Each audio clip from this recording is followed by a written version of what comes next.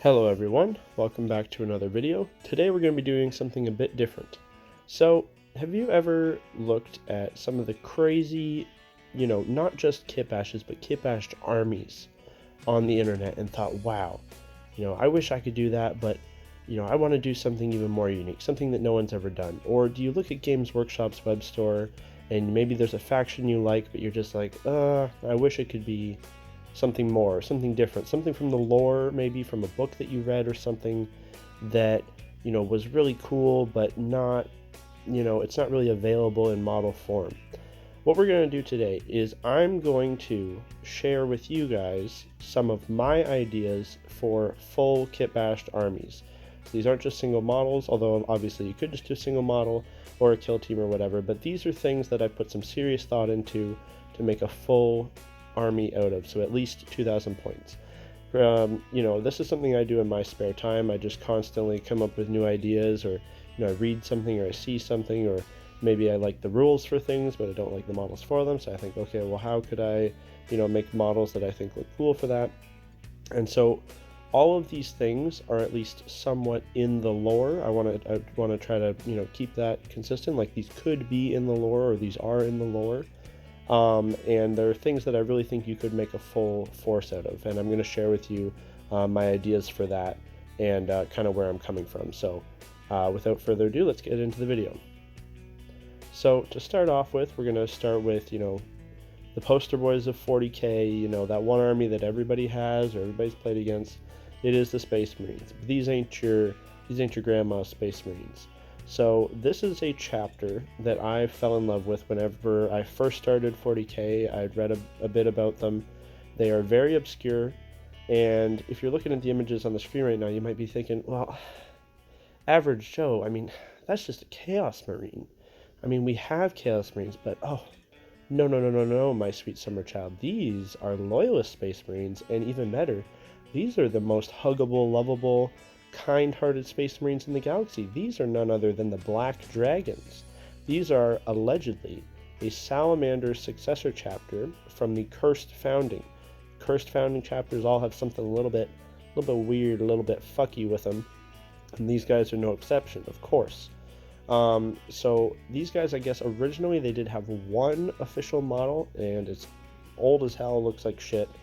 But other than that, a quick Google search will tell you that this is not a known army, it's not a popular army. So if you were going to go and make a whole force of these guys, you can rest assured that it's going to be one of only a handful in existence, especially if you go and do a whole army of them. So basically, what's the deal with these guys? Well, they're Salamander successors, so you should probably have a lot of flamers in there. So that's cool right off the bat to make that a theme of the army, flamers and meltas. But their whole thing is that they basically grow bones, extra long, sharp bones and horns and claws, just like out of themselves randomly. So a lot of them, like in the pictures you'll see, they'll have like big like Wolverine style claws, and they'll have them growing right out of their forehead. And it allows for some very interesting kitbash ability, because the Inquisition's constantly after these guys too, because they look very heretical and they think that there's something tainted with their gene seed. As far as we know, there isn't. These guys are actually like really good Space Marines, but it allows you to make a lot of really creative design choices. So imagine a full force where, and it's not every Marine. There is a fair few Marines in the chapter that are like normal-ish looking. So you've got an all black and white Space Marine army, which is already a pretty cool look. Red eyes. You got some dragon decals, which you can either have custom made, or if your freehand painting is good enough. You could also use Salamander's ones. They just wouldn't, be the right color, or even Alpha Legion, but again, not quite the right color.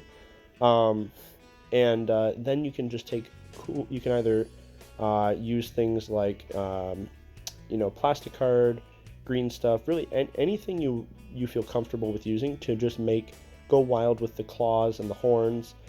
Certain Chaos Space Marine helmets have the horns already. You could use those. You could also look at fantasy helmets and use those. You could also take claws and talons from different things like Tyranids and certain Age of Sigmar creatures, cut those off, extra kits and bits, and use those on your Marines. And you can have as many or as few as you want. and then really go ham, I think, with like extra skulls, bones, dragon cloaks, all kinds of cool stuff. Like these are just really like, these are salamanders, but these are salamanders that look even cooler in my opinion and more mean. And I would absolutely use all the salamanders exclusive models and use their rules. So like their special dreadnoughts, their special character, I forget what his name is, Vulcan or something like that. Or I know there's another Vulcan, but anyways, all their official models that have the cool dragon cloaks and stuff, and then just shave off the couple things that are especially salamanders-y, and then replace them with some extra, like cool horns on their head or whatever. I think it would be a really, really cool and unique army, and pretty much everyone would be like, oh, these are Chaos Space Marines, and you'd be like, no, these are salamanders. These use salamanders rules. What are you talking about? It would be pretty awesome. And then you could go really hog wild if you wanted to. And since these guys are already kind of hunted by the Inquisition anyway and harassed by them, I'm not condoning this, but if you wanted to slip some actual dragony models in there and say, oh, their home planet, there's cool, alien dragon monsters, and this guy just happened to learn how to ride it. Like if you wanted to make a chaplain on bike, but he was actually on one of those Dracoth things from Age of Sigmar, I'm not going to tell you what to do, but that's what I would do, because it's fucking cool. Or even better, make one a dreadnought, like counts as a dreadnought, so then it can actually just like punch the shit out of stuff. But anyways, that's enough Imperial nonsense. Let's get into something we're a little more comfortable with here on the channel. Let's go Xenos.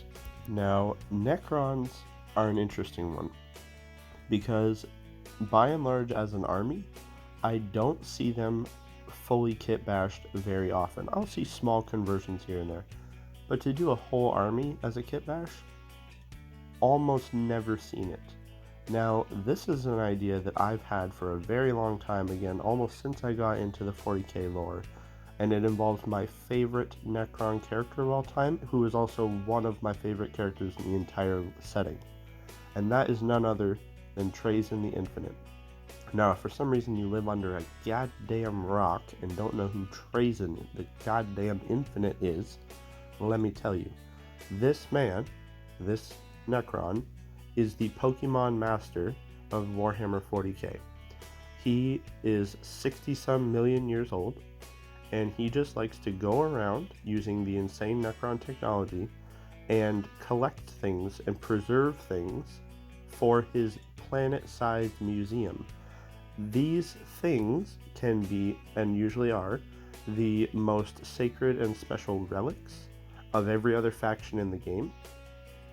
But it's not relegated to just relics. He will take commanders of the army. He'll take whole squads if he feels like it. He'll take whole ships if he wants to. He's even taken a planet or two if he wants to. He has everything and anything in his collection you can think of, from custodians to a small Tyranid hive fleet to Eldar Titans to entire squadrons of Space Marines. He has literally everything. None of it is dead. It's all just locked in stasis, and he has been shown in the lore to, in a real pinch, he can quite literally throw these things out like Pokemon and just release them at the enemy. So what I thought, and this, like I said, like all the things in this video, like this isn't even a crazy lore stretch. What if Pt1 released a big chunk of his collection, and that was the army? So let me explain. You would have Pt1 the Infinite, as well as a typical, cast of other Necron characters, and you would have to have like a certain chunk of the army be Necrons. Maybe half or a little bit more than half be actual Necrons to get the look right. And then sprinkled throughout the army, replace, like say you have a squad of the Lich Guard with sword and shield, maybe 3 of them are Necrons, and then maybe the other 2 are Space Marine Blade Guard veterans, because you want get things that have a similar looking loadout, and then sprinkle them in. And then what I was thinking, to make even more sense, have scarabs on those models as if they are kind of like mind controlling them, and you can paint them in such a way that maybe every single model that you use, they have like glowing green eyes to show that they're under Trajan's control right now. And so like it's just an excuse to have a lot of fun and paint models from every single faction in the game. Like I said, don't do the whole army, because then that will get very confusing, but sprinkle them throughout. So again, like, so you got a squad of immortals, maybe replace one or two of them with you know, an orc heavy weapon guy, or you know, some sort of Drukhari or Eldar heavy weapon guy. You've got flayed ones, maybe replace a couple of them with Gene Stealers. You want to have you know, Scorpec destroyers, maybe replace a couple of them with Mega Knobs or something. Like I said, just go wild with it. And like I said, I think having them all being like controlled by brain scarabs would be a really cool touch to really show it, and it would be, I think it would be amazing looking on the table, quite frankly. You've just got this cackling, hilarious Necron Overlord just unleashing his collection on his adversaries, which again, this is not a stretch. This has happened in lore. He did this on Cadia. He just rocked up and tried to help the humans win that battle, and just he like threw out a custodian, a couple space marines, guard regiment, some admech things, I believe, and just to like distract the chaos, he was just like, "Go, my minions, haha!"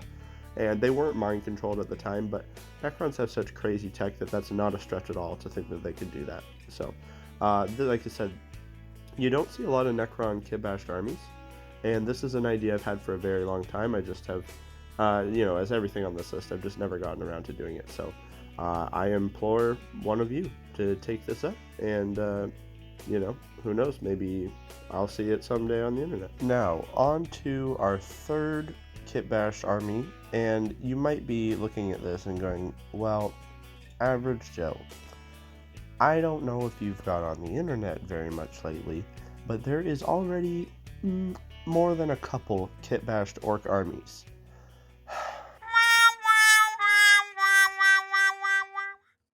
No, I know that there is already a shitload of orc kitbashes, and I know that kitbashing orcs is literally the only thing that people do, but that doesn't mean there's not room for some new and interesting ideas.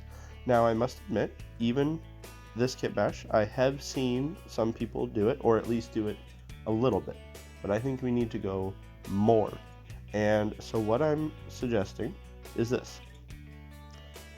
We've all seen that one crazy orc kitbash, or I think it's been done a handful of times, where you've got like an orc riding on a beat to hell Tyranid Carnifex.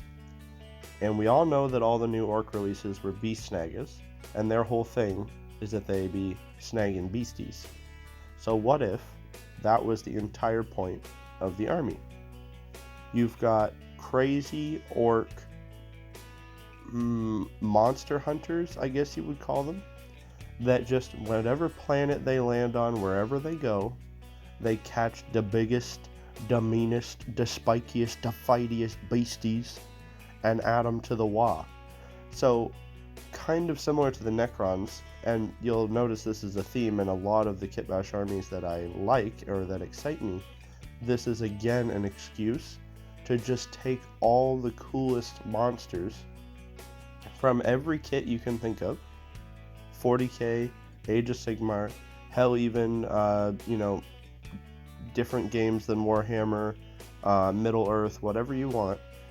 Take all the coolest monsters you want, and then just start slapping orc armor and orc weapons onto them. Have orcs ride in it, have an orc behind them with a taser goad, or, you know, a whip or a leash or whatever, and just, you know, fill out your orc army with the coolest assortment of monsters from every game, from everywhere. And again, this is totally viable in the lore. You've got the Beast Snaga orcs who go around fighting beasts, and the, you know, the best ones they take with them.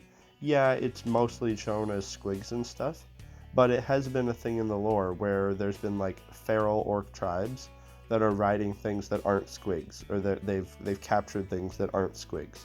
So it's totally reasonable to have a splinter group of beast snagas that's their whole thing. Maybe they started on a crazy, death world that had a whole bunch of crazy monsters on it, and that's how they were able to conquer it, is by conquering the monsters and using them as weapons. So just gonna throw out some rapid fire examples here.